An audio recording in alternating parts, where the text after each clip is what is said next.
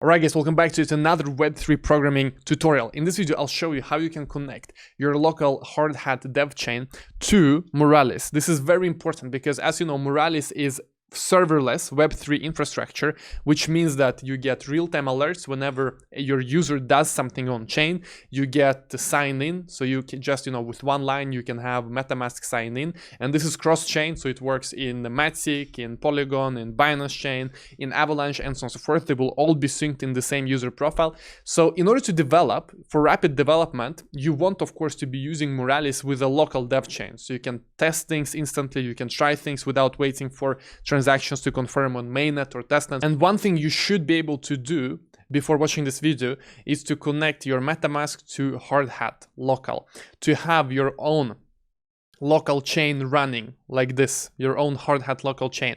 And this is something that we covered in a previous video, which you can see popping up right now, but you need to have this already set up. So let's go to Moralis, let's go to our dashboard, and what you want to do is to go here to add new server and then name it something, select region, and then select local dev chain, okay? And then spin it up. So I've already done that and I've called it Hardhat demo. And if I go and I view details, you do see that we have an important setting right here, dev chain proxy server. And what you have to do is to basically set up a way for Moralis to communicate with your node that is running locally on your computer. So the first thing you have to do is to just open this link, because we'll be using FRP, which is basically open source technology, open source project that allows you to do that.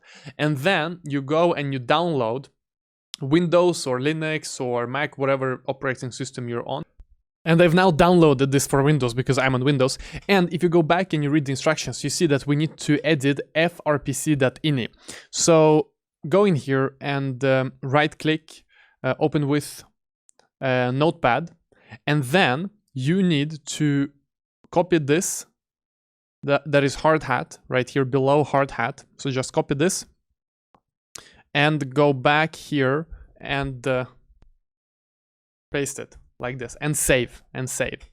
Then you need to open your terminal and you need to go to where you have this folder. So I will just copy this, the path to the folder where we just edited this FRPC. Then you write cd, so wherever you are in your system now, just cd, bam, you'll get here to this folder. And then if you're on Linux, if you're on Mac, or if you are on Windows PowerShell like I'm right now, then you do this frpc -c frpc.ini. okay, so you go here, you do like this, bam, and it will say start proxy success.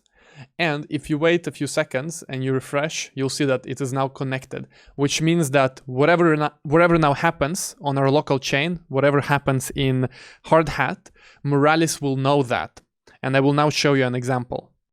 So what you can see right now on the screen is a simple Moralis application. As you can see, we initialize the application with the application ID, and we get the application ID by clicking on view details here, and as you can see, here's the application ID. We enter that, we enter the server URL, which is this, and then we have a simple login function. So here the user can log in with MetaMask, and then we have a simple listen to updates function. So as you can see, this is the code that basically will be listening to all real-time transactions that happen. And right now we've connected our local dev chain to this server. And server at the moment is completely empty. If I go to the dashboard right here, you see that I have no users, I have no transactions, I have nothing. But when I open up the code, the website that I just showed you the code of, I can log in with MetaMask. And by the way, it is running on localhost. I can log in with MetaMask and sign in. So I will be logging in with this account. And as you can see, if I go back here and I refresh, I have now one user, perfect.